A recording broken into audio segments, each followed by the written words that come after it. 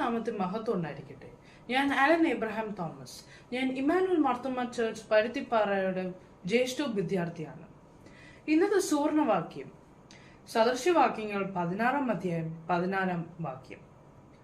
രാജാവിന്റെ ക്രോധം മരണദൂതന് തുല്യം, ജ്ഞാനമുള്ള മനുഷ്യനോ അതിനെ ശമിപ്പിക്കും. നമുക്കൊന്ന് പ്രാർത്ഥിച്ചാലോ.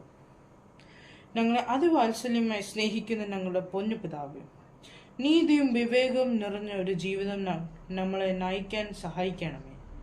സദൃശ്യവാക്യങ്ങൾ 16-14 പ്രകാരം ക്ഷമയും ശാന്തതയും ഉള്ളവന്റെ ഹൃദയം നീതിക്ക് വഴകും, എന്നാൽ വേഗത്തിൽ കോപിക്കുന്നവന്റെ ബുദ്ധി ദുർബലമായിരിക്കും എന്ന് പറയുന്നത് പോലെ ഞങ്ങളുടെ കോപത്തെയും ദേഷ്യത്തെയും നിയന്ത്രിക്കാൻ ഞങ്ങൾക്ക് ശക്തി നൽകണമേ. ശാന്തതയോടും വിവേകതയോടും പ്രതികരിക്കാൻ ഞങ്ങളെ പഠിപ്പിക്കണമേ. യേശു ക്രിസ്തുവിന്റെ നാമത്തിൽ നമുക്ക് നമ്മുടെ പ്രാർത്ഥന കേൾക്കണമേ. ആമേൻ.